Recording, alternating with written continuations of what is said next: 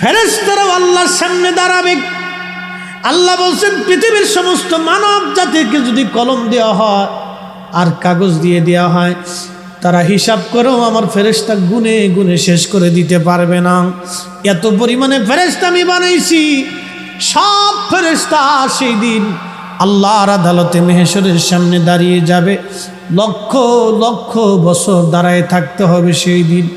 মেহেশরের মাঠ এত বিরাট হবে, এত বিরাট, এত বিরাট। সৃষ্টির সূচনা থেকে শেষ লগ্ন পর্যন্ত যত মানব দানব জিন পুরি ইনসান সব আল্লাহর সামনে সেই দিন দাঁড়ায় যাবে। তাহলে বুঝেন তো মেহেশরের মাঠটা কত বিরাট হবে, কত বিরাট হবে। আল্লাহ বলেন মালিক ইয়াউমিদ্দিন, আমি সেই দিনের বিচার দিনের মালিক, বিচার দিনের মালিক। এই কঠিন দিনে আল্লাহর সামনে সব সৃষ্টিগুলি মাথা নত করে সেজদার মধ্যে পড়ে পড়ে থরথর থরথর থরথর থরথর করে কাঁপতে থাকবে। এমনকি জিনেরা ফেরেশতারা কাঁপতে থাকবে। মানব জাতিরা সেজদার মধ্যে পড়ে কাঁদতে থাকবে। নবীরা হাঁটু গেড়ে বসে যাবে। ভুরু আর চামড়াগুলি তাদের ঘুচায়ে যাবে। চিন্তায় পেরেশানি আচ্ছন্ন করে ফেলবে। জাহান্নামের গর্জন বেড়ে যাবে। বিরাটে গর্জনে কারো কলিজা শুকায় যাবে। তৃষ্ণায় তাদের জিহ্বা বের হয়ে যাবে। এত কঠিন তৃষ্ণা লেগে যাবে, হায় হায় হায়, কলিজা পর্যন্ত ভয়ে শুকায় যাবে। আল্লাহ পাকের এই বিরাট রুদ্রতা দেখে, কাহারিয়ত দেখে সমগ্র নবীরা পর্যন্ত হিমশিম খেয়ে যাবে। গুনাহের জন্যে না, চিন্তায় পড়ে যাবে আল্লাহকে কি করে আজ নরম করব, কি করে আল্লাহকে আজকে খুশি করব।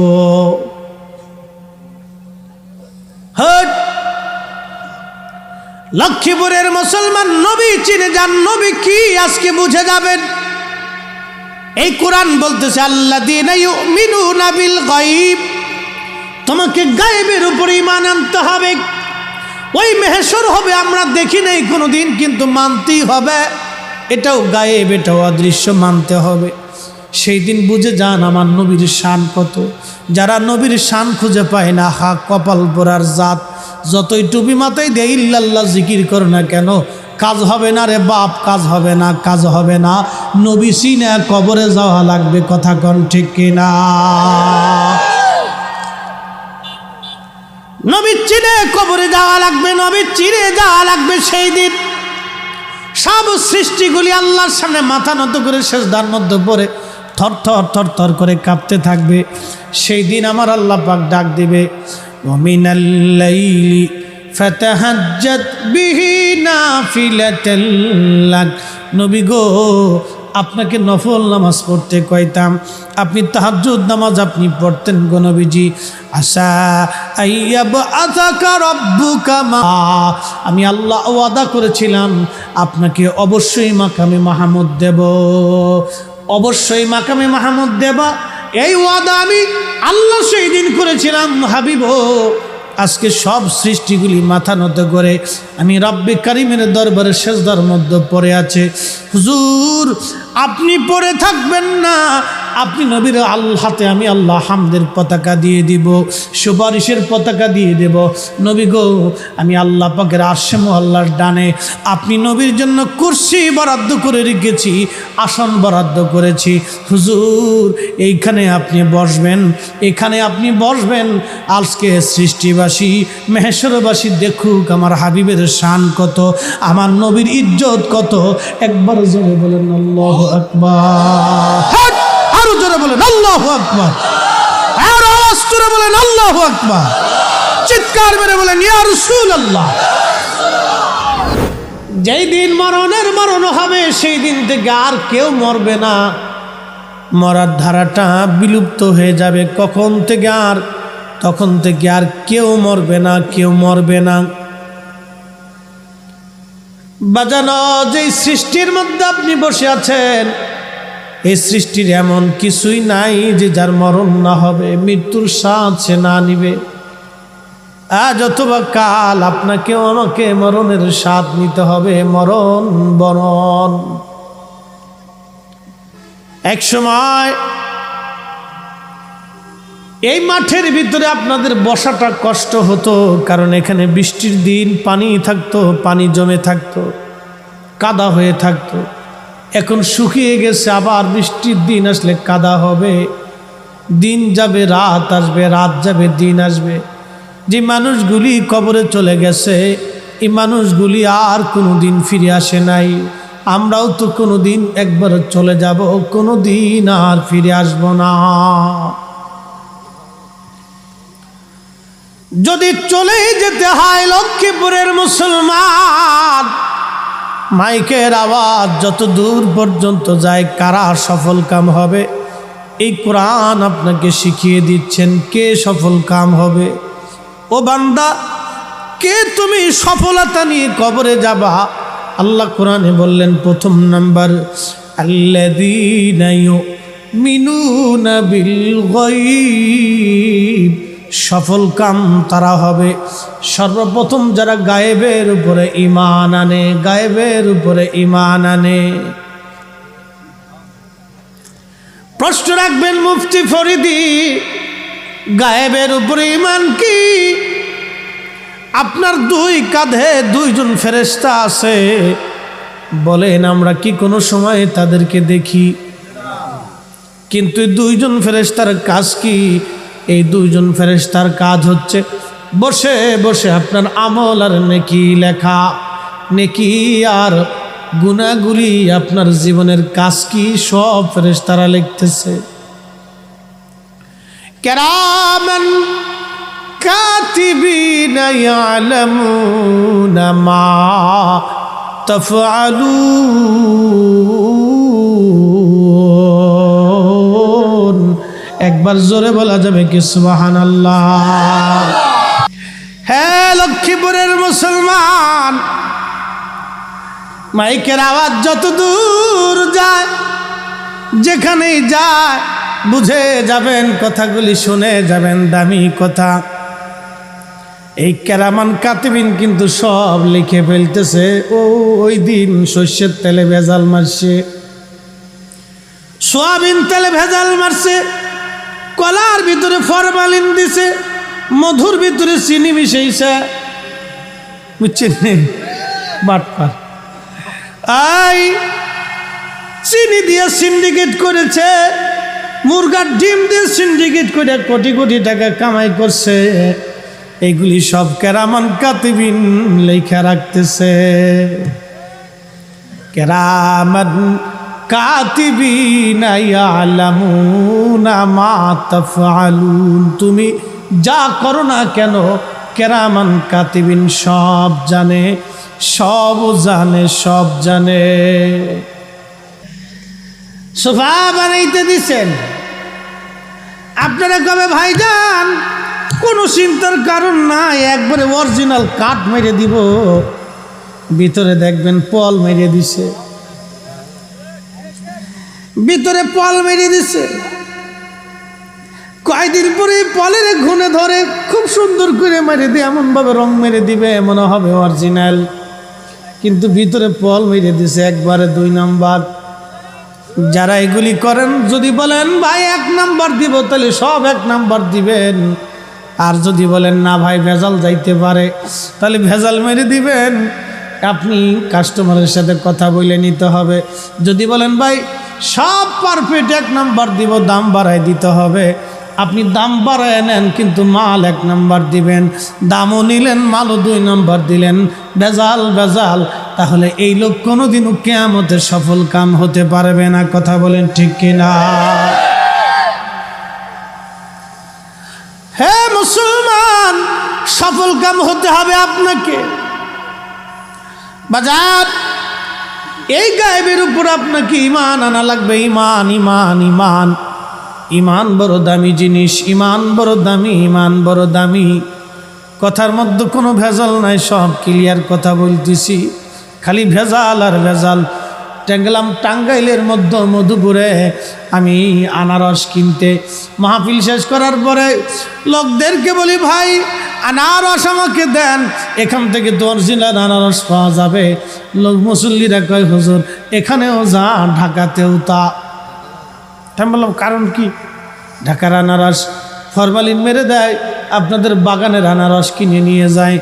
হুজুর কোনো লাভ নাই, গাছের গোড়াত আনারসে ফরমালিন মেরে দিছে, গাছে মেরে দিছে। এখান থেকে যা নেবেন হুজুর, গাছের তে নিলেও যা, ঢাকাতে কিনলেও তাই একই, কোনোটার ভিতরে তফাত নাই। আমি বললাম হাই হাই হাই, হইল খাবে কি? এই জন্য দেখবেন সারা দেশে খালি রোগ আর রোগ। ব্যবসা ভালো হইতেছে, ওষুধ আলাগো ব্যবসা।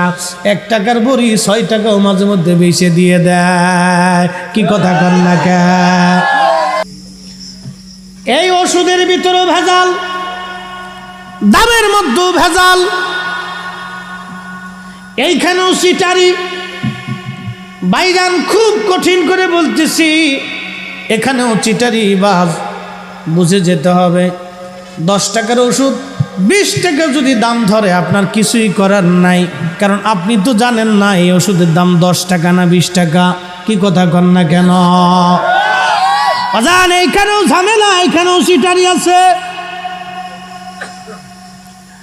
এই কেরামান কাতিবিন তাও লেখে 10 টাকার ওষুধ তুমি 12 টাকা বেচে দিছ, 120 টাকার ইনজেকশন 240 টাকা বিক্রি করছ।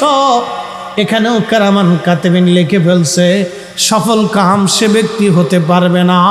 সফল কাম হতে হলে অবশ্যই হালাল ব্যবসার ভিতরে আসা লাগবে। কথা বলেন ঠিক কিনা? হ্যাঁ নবীর উম্মত, কেবল কেরামান কাতিবিনের কথা বলছি। এই গায়েব কি? গায়েব আর একটা আছে। আগামী দিন আপনার কবর হবে, এই কবর আমরা কখনো দেখি নাই। এই কবর আমরা, কবরের ভিতরে প্রশ্নের জবাব হবে, সওয়াল হবে, কোনো দিন আমরা কিন্তু দেখি নাই। এই কবরের ভিতরে আযাব হবে, কোনো দিন আমরা দেখি নাই। কিন্তু বিশ্বাস করে নিতে হবে এই কবরের একটা জিন্দেগি আছে, যে জীবনের নাম হলো আলমে বরজাখের জীবন। বরজাখের জীবন, এই কবর আপনার হবে। 3টা প্রশ্ন কবরের মধ্যে করা হবে। মার রাব্বুকা ওয়া মা দীনুকা মা কুনতা তাকুলু ফি হাক্কি হাদার রাজুল। ওই দিন নবীকে কবরের মধ্যে দেখানো হবে। একবার জোরে বলা যাবে কি সুবহানাল্লাহ? এ বুঝে যায়। আগামীকাল আপনার জীবনে কি হবে আমরা কি জানি? আমরা কি জানি? আমরা জানি না। আগামী দিন আপনার আমার জীবনে কি আসছে আমরা কেউ বলতে পারি না। আল্লাহ বলেন, ওয়ামা তাদরি নাফসুম মাযা তাকসিবু গাদা। আগামী সময় তোমার আমার জীবনে কি আসতেছে আমরা কেউ বলতে পারি না, আমার মালিক আমার আল্লাহ ছাড়া। নসিবে কি আছে কেউ বলতে পারবো না। আহাই ছোট্ট জীবনের জন্যে আমরা কতই না পাড়াপাড়ি, লাফালাফি, মারামারি, কাটাকাটি, গুতাগুতি করলাম। পানি সৃষ্টি করলেন, আরশে মুআল্লা সৃষ্টি করলেন। আরশে মুআল্লাকে আল্লাহ পানির উপর স্থাপন করলেন। পানির উপর স্থাপন করার পরে আমার আল্লাহ পাক লৌহ কলম সৃষ্টি করলেন। লৌহ কলম সৃষ্টি করার পরে আমার মালিক বললেন, কলম তুমি লেখো। কলম বলে, ইয়া রব কি লিখবো? আল্লাহ বলেন, উক্তুব মাকাদিরাল খালক, সৃষ্টির তকদির তুমি লেখো। এই মাটির ভাগ্যে কি হবে আল্লাহ লেখছে, আমার ভাগ্যে কি হবে আল্লাহ লেখছে, বিড়ালের ভাগ্যে কি হবে আল্লাহ লেখছে, গরু কি পরিমাণে খাবে আল্লাহ লেখছে, ওই মহিষে কি খাবে আল্লাহ লেখছে। তো প্রত্যেকটা গরু মহিষের ভাগ্য আল্লাহ লিখেছেন, কুকুরের ভাগ্য আল্লাহ লিখেছেন, ওই বিড়ালের ভাগ্য লিখেছেন। প্রত্যেক দিন কোন পাখি কি খাবে, কি পরিমাণে খাবে আমার মালিক আমার আল্লাহ লিখেছেন। একটা বাঘের তকদির কি হবে আল্লাহ লিখেছেন, হরিণের ভাগ্যে কি হবে আল্লাহ লিখেছেন, সাপ কি খাবে না খাবে, কোথায় মারা যাবে তকদির আমার আল্লাহ পাক লিখে রাখছেন। আসমানের ভাগ্যে কি হবে লেখছেন, সূর্যের নসিবে কি হবে আল্লাহ লেখছে, চাঁদের ভাগ্যে কি হবে আমার আল্লাহ লেখছে। একসাথে বলা যাবে না সুবহানাল্লাহ? এই লক্ষ্মীপুরের প্রত্যেকটা বাজারের ব্যবসায়িকদের ভাগ্যে কি পরিমাণ প্রত্যেক দিন ব্যবসা হবে আমার আল্লাহ লেখছে। তারপরেও দেখবেন এরা নামাজ বাদ দিয়া আজান পড়ার পরেও তখনও দোকান বন্ধ করে না। কি কথা বলেন? তখনও দোকান খুলে রাখে, ব্যবসায় লাভ হওয়ার লাগে। হ্যাঁ মুসলমান, আপনাকে সফল কাম হতে হলে গায়েবের উপর ঈমান আনতেই হবে। ওই রব ওই মালিকের উপর ঈমান আনতে হবে, বিনা দলিলে আনা লাগবে, দলিল লাগবে না। আল্লাহ বুঝার জন্য দলিল লাগে না, আল্লাহ বুঝার জন্য দুনিয়া দেখলেই চলে। আল্লাহ বুঝার জন্য দলিল লাগে না, আল্লাহ বুঝার জন্য দুনিয়া দেখলে চলে। আল্লাহ বুঝার জন্য নিজের কালবের দিকে নজর করলেই বোঝা যায়। আল্লাহ বুঝার জন্য সৃষ্টির দিকে তাকাইলে আল্লাহ বোঝা যায়।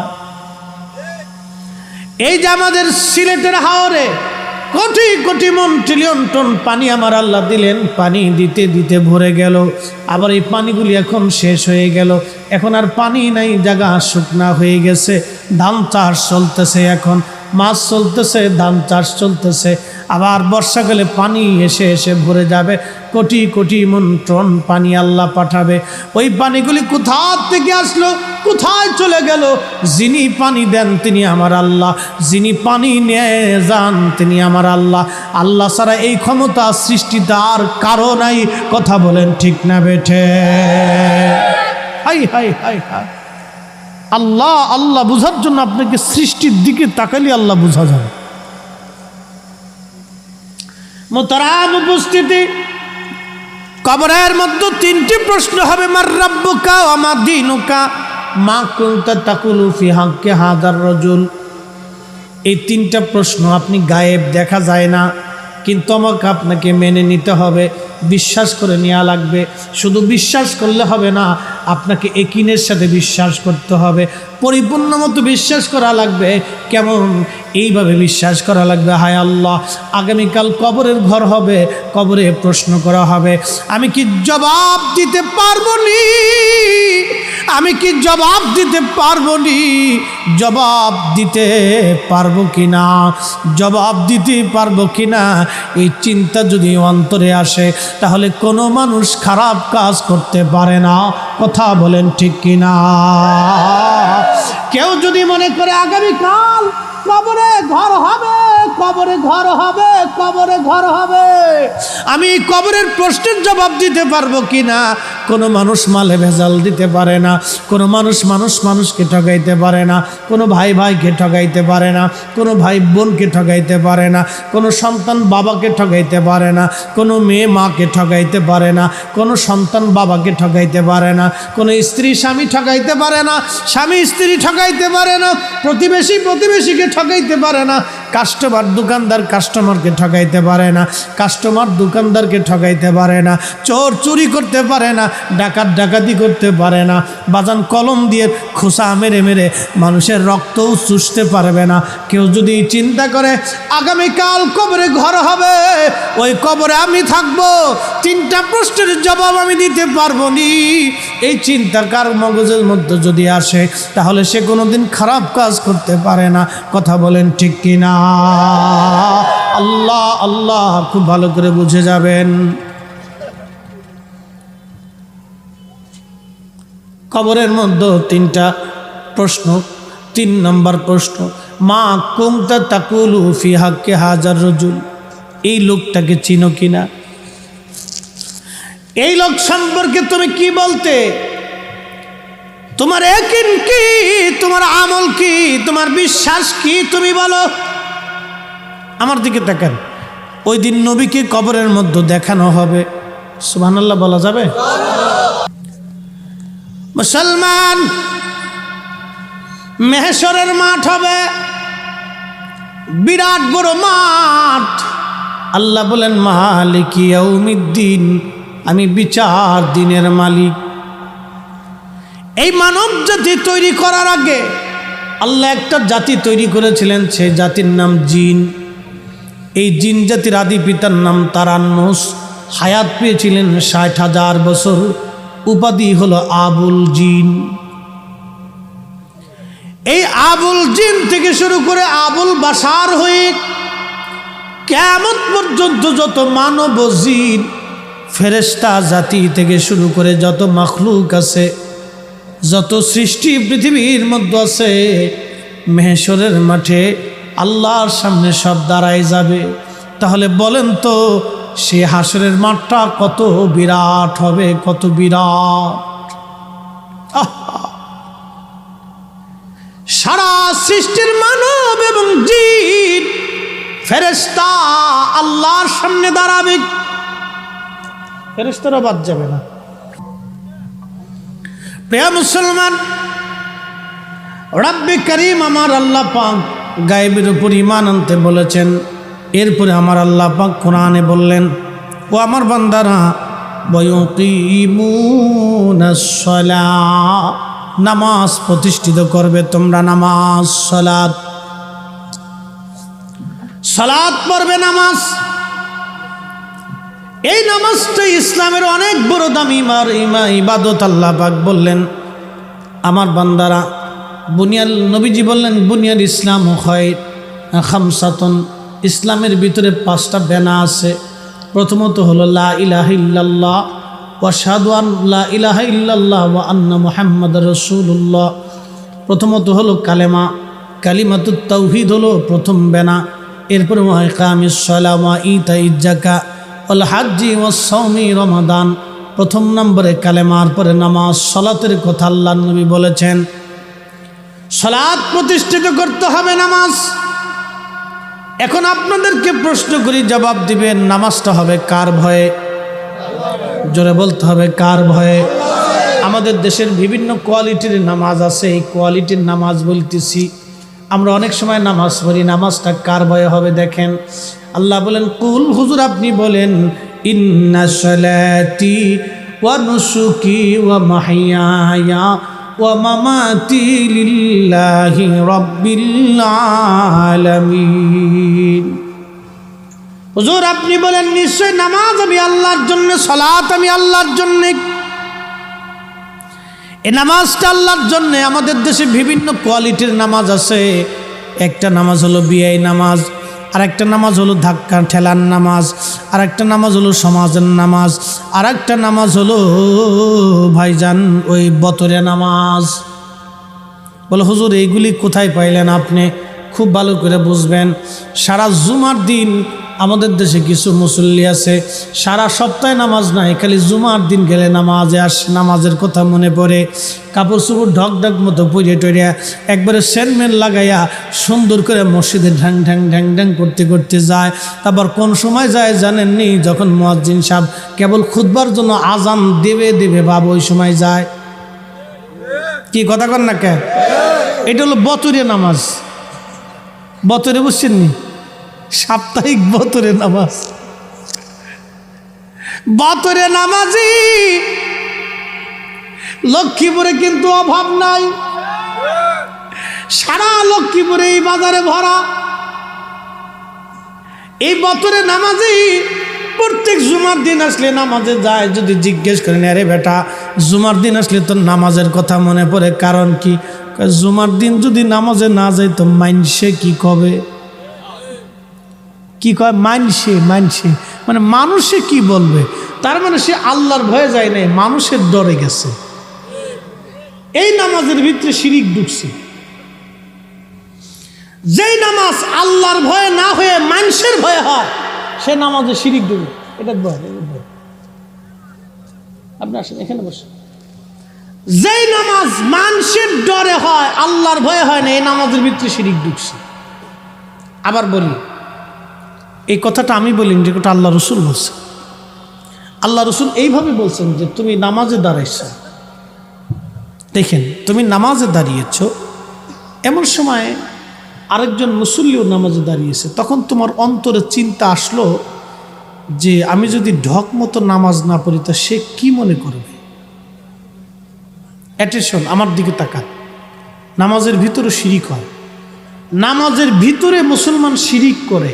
কিভাবে করে দেখেন, আল্লাহ রসুল বলতেছেন তুমি নামাজে দাঁড়িয়েছ, তো এমন সময় একজন মুসল্লি এসে তোমার পাশে দাঁড়িয়েছে, তোমার অন্তরে চিন্তা আসলো যে আমি সুন্দর মতো যদি নামাজ না পড়ি তো সে কি মনে করবে?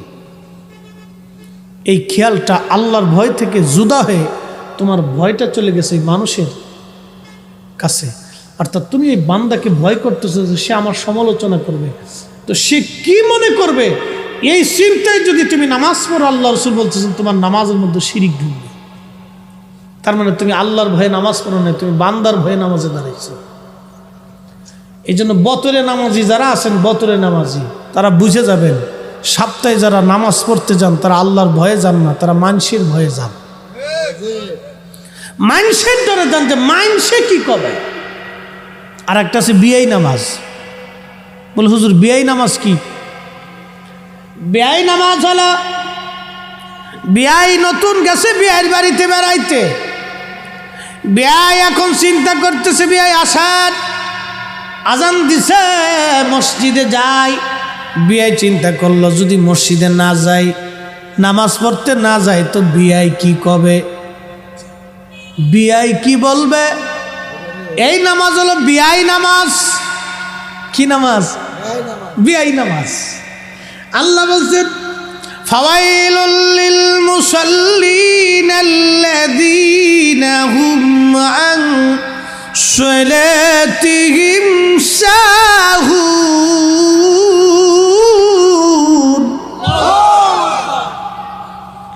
আল্লাহ বললেন দুর্ভাগা কপাল পোড়া সে নামাজি যে মানুষ দেখানোর জন্য নামাজ পড়ে, মানুষকে খুশি করার জন্য নামাজ পড়ে। বাজান খুব মনোযোগ দিয়েন, মানুষ খুশি করার জন্য যারা নামাজ পড়ে এরা কপাল পোড়া নামাজি। কপাল পোড়া, নামাজও পড়বে কপালও পড়বে, নামাজও পড়বে কপালও পড়বে। আরে সলাৎ যদি সলাতের মতো না হয় তাহলে আমাদের জীবন জিন্দিগি সফল কাম হবে না। কেবল সফল কাম হওয়ার জন্য 2 নম্বর ধারায় আসছি, নামাজ, সলাৎ। সলাৎ সলাৎ সলাৎ। কোনো মুসলমানের যদি নামাজ না থাকে তাহলে সে সফল কাম হতে পারবে না, আল্লাহর দরবারে তার সফলতা আসবে না। ব্যবসায় সফলতা চান, জীবনে সফলতা চান, চাকরিতে সফলতা চান, বিয়ে শাদীতে সফলতা চান, জীবন চলার পথে যদি সফলতা আপনাকে অর্জন করতেই হয় তাহলে আপনাকে নামাজ সুন্দর করা লাগবে। সলাৎ সলাৎ। শুধু নিজে পড়লে হবে না, নিজের বিবিকে পড়াইতে হবে, নিজের সন্তানকে নামাজ শিখাইতে হবে। নামাজ নামাজ নামাজ। হ্যাঁ নবীর উম্মত, এটার নাম বিয়াই নামাজ। এই নামাজে শিরিক ঢুকছে। আর একটা নামাজ আছে সমাজের নামাজ। বলে হুজুর সমাজের নামাজ কি? সমাজের নামাজ হলো এক জায়গায় শালিক মীমাংসায় বসছে, এখন সবাই নামাজে যায়। যদি চেয়ারম্যান মেম্বার সাহেব যারা আছেন অথবা অন্যান্য বিচারক যারা আছেন এবং অথবা সাধারণ লোক যারা আছেন নামাজ কালাম সাধারণত পড়ে না, এরা চিন্তা করলে এখন যদি মসজিদে নামাজে না যায় তাহলে সমাজের মানুষ কি বলবে, সমাজ কি বলবে। এটার হলো সমাজ নামাজ, সামাজিক নামাজ। এই নামাজের 4 পয়সা মূল্য নাই। এই নামাজের মধ্যে শিরিক ঢুকেছে, শিরিক শিরিক শিরিক। এই নামাজ আল্লাহর ভয়ে হয় নাই, এই নামাজ মানুষের ভয়ে হয়েছে। যখন নামাজ মানুষের ভয়ে হয়েছে তখন আর নামাজ নামাজের জায়গা থাকে না, এই নামাজে শিরিক ঢুকছে। বুঝে যাবেন সলাতের ভিতরে শিরিক আছে। আল্লাহ যে বলছেন যে তুমি নামাজ প্রতিষ্ঠিত করো, তোমাকে আমি আল্লাহর কাছে সফল কাম হতে হলে 2 নম্বরে নামাজে আসতেই হবে। তো পারফেক্ট নামাজ। এক মুসল্লি ইমাম সাহেব 3 রাকাত পড়িয়ে সালাম ফিরিয়ে ফেলেছে। তো অনেক সময় ভুল হতেই পারে, আমাদেরও হয়। তো ইমাম সাহেব জিজ্ঞেস করতেছে মুসল্লিন ইকরাম, আজকে মনে হচ্ছে নামাজটা কেমন কেমন লাগে। এই আচ্ছা আসো।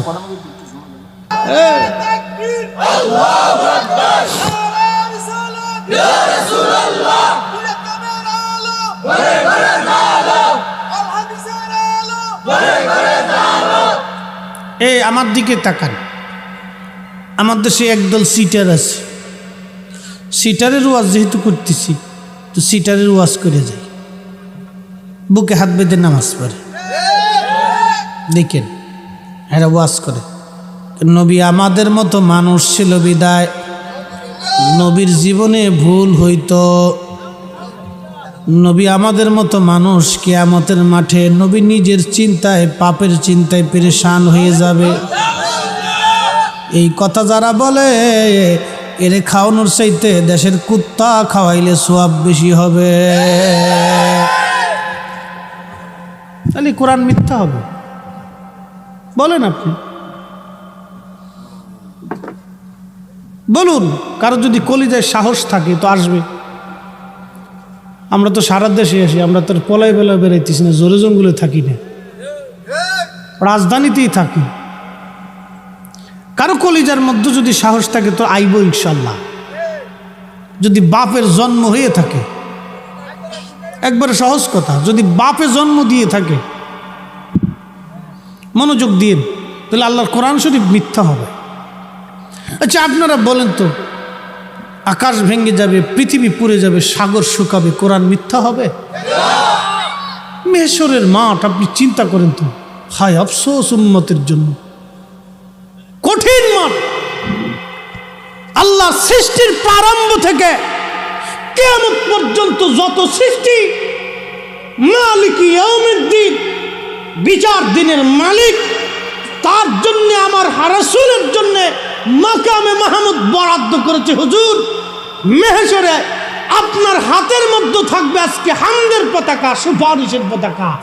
না আপনি নবীর আগে কেউ সুপারিশ করবে, না আপনি নবীর আগে কেউ জান্নাতে যাবে, না আপনি নবীর আগে কেউ ফুলসিরাত পার হবে, না আপনি নবীর আগে আমি আল্লাহর সাথে কেউ কথা বলতে পারবে।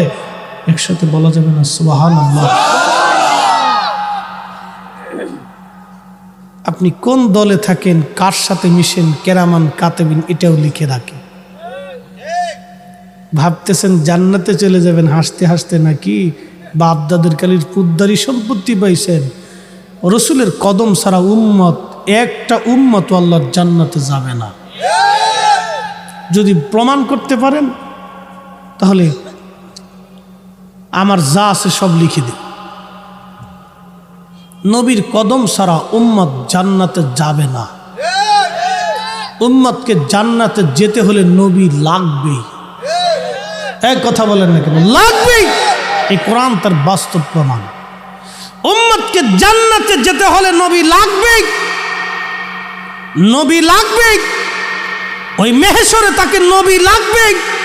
নবীর আল্লাহর হাবিবের হামদের পতাকা, সুপারিশের পতাকা ছাড়া কোনো উম্মত জান্নাতে যেতে পারবে না। নবী তাকে লাগবেই। এই জন্য আমরা সুন্নি যারা আছি, রসুল করিমের আল্লাহর হাবিব সাল্লাল্লাহু আলাইহি ওয়াসাল্লামের শান ইজ্জত আজমতে ত্রুটি করলে আমরা তার কলার চাপ দিয়ে ধরি। কথা বলেন ঠিক কিনা? এখানে আমরা কাউকে সারি না, বরদাস্ত করি না। ও সাতা মক্কার ইমাম, মদিনার ইমাম, বাইতুল আকসার ইমাম, ও দেওবন্দের মুহতামিম সাহেব, ও বেরেলির মুহতামিম সাহেব, আজহারের চ্যান্সেলর, মদিনা ভার্সিটির চ্যান্সেলর, ঢাকা ইউনিভার্সিটির চ্যান্সেলর, লক্ষ্মীপুরের ইমাম সাহেব, ও ফরিদি সাহেব, কোনো খেতা লেতা সেতা পেতা এগুলি দেখার টাইম আমাদের? আল্লাহ রসুলের ইজ্জতের চাদর ধরে টান দিলে আমরা কাউকেই মানি না। যদি পীরের যদি আমরা পীরেও যদি রসুলের ইজ্জতের চাদর ধরে টানে তো পীরও তালাক দিয়ে দেবো। আমরা সুন্নির এরকম পীরও তালাক মেরে দেব, একবারে বাইন তালাক মেরে দেবো, যাও পীরও তালাক হয়ে যাবে। আল্লাযীনা ইউমিনুনা বিল গায়ব। আপনাকে মেহেশরের উপর ঈমান আনতেই হবে, তো পরিপূর্ণ কি আনতে হবে। একটা আনবেন আর একটা আনবেন না। আপনি মুসলমানের বাচ্চা হয়ে মুসলমানের ঘরে জন্ম নিয়ে বলবেন না মেহেশর তো হবে কঠিন বিপদ ওই দিন, আর আইসে ওয়াজ করবেন যে রসুল নিজের চিন্তায় পেরেশান থাকবে না। এটার উপর মেহেশরের উপর ঈমান হয়েছে নাকি? আল্লাযীনা ইউমিনুনা বিল গায়ব। আপনার পরিপূর্ণ ঈমান আসে নাই। পরিপূর্ণ ঈমান আনতে হলে আল্লাহর উপরে যেইভাবে আনবেন, রসুল করিমের উপরে সেইভাবে আপনাকে ঈমান আনতে হবে। কথা বলেন ঠিক কিনা? কালেমার পরে তাওহীদের উপরে যেভাবে ঈমান আনবেন, রিসালাতের উপর সেভাবে ঈমান আনতে হবে।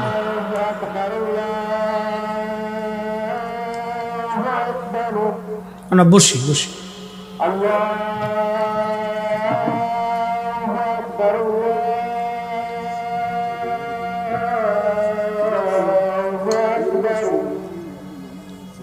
আচ্ছা।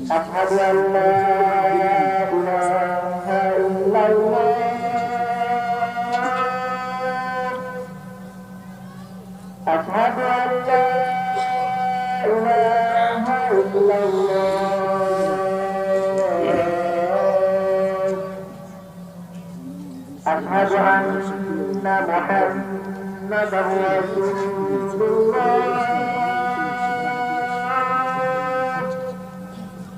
أشهد أن محمدا رسول الله صلى الله عليه وسلم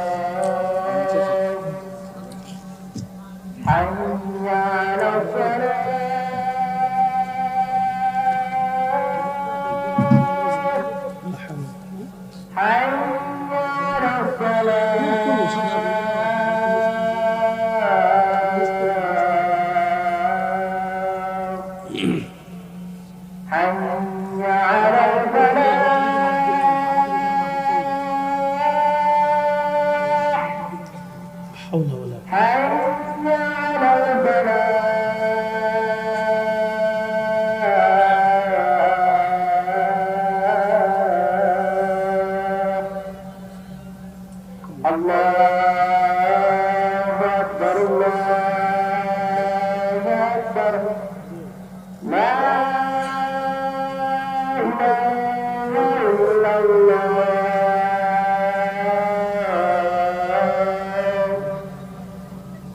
لا حول اللهم صل على سيدنا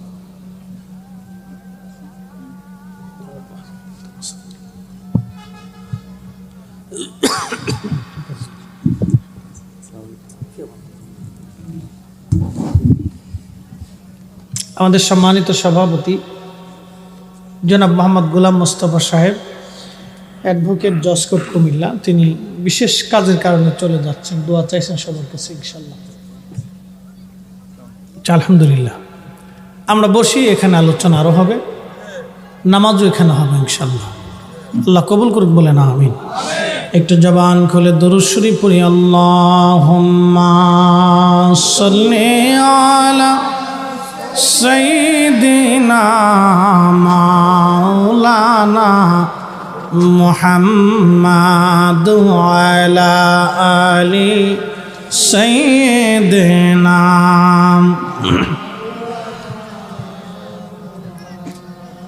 জিন্দেগি তোর যাইরে ফাঁকি দিয়া রে সোনার আদম, জিন্দেগি তোর যাই ফাঁকি দিয়া। ও আদম রে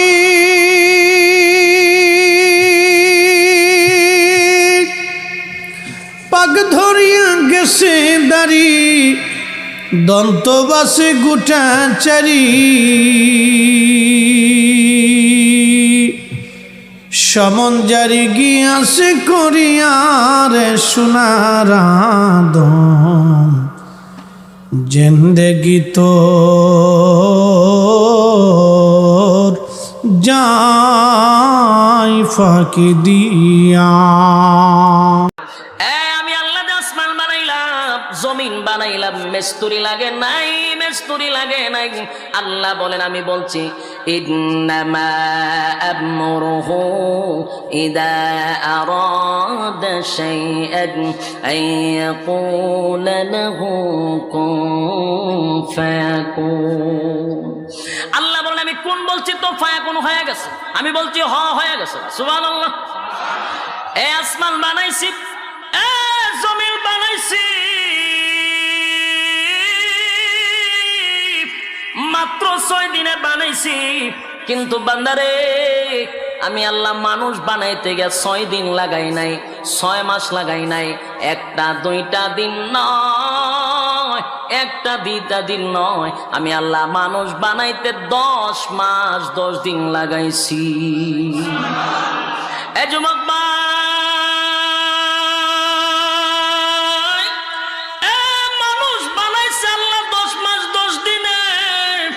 রব্বে কারীম বলেন, এরপরেও বিনা মেস্তুরে বানাই নাই, তোর গলার থেকে নিয়ে পা পর্যন্ত আমি আল্লাহ মেস্তুরি দিয়া বানাইছি। সুবহানাল্লাহ। বাড়ি দিয়া ফেরেশতা দিয়া তোর গলার থেকে পা পর্যন্ত বানাইছি। যখন কমপ্লিট হয়েছে, আমি আল্লাহ বলছি, আমার বন্দার মাথা তোরা বানাবি না। আমার বন্দার মাথা বানানোর সময় আমি আল্লাহর কুদরতে হাত লাগাইছি। একটা জবান বন্ধ রাখবেন না, আল্লাহু আকবার। আল্লাহু আকবার। আল্লাহ বলেন, মানুষের বডি বানাইছি ফেরেশতা দিয়া, কিন্তু বান্দারে তোর মাথাটা বানাইছি আমি আল্লাহর কুদরতে হাত দিয়া। সুতরাং এই মাথা হবে আমি আল্লাহর জন্য, আর কারো জন্য মাথা নয়। কোনো জড়ার কাছে মাথা নত করা যাবে না, কোনো ল্যাংটার কাছে মাথা নত করা যাবে না, কোনো মাজারে বাজারে কোনো কীর্তনে মাথা নত করা যাবে না। মাথা নত করব কার কাছে? যুবক ভাইরা আমার, আজকের থেকে নয়, মৃত্যুর আগ পর্যন্ত খেয়াল করবেন, কোনোভাবেই যেন মাথা কারো কাছে নত না হয়। মাথাটার মধ্যে আমার মালিক হাত লাগাইছে।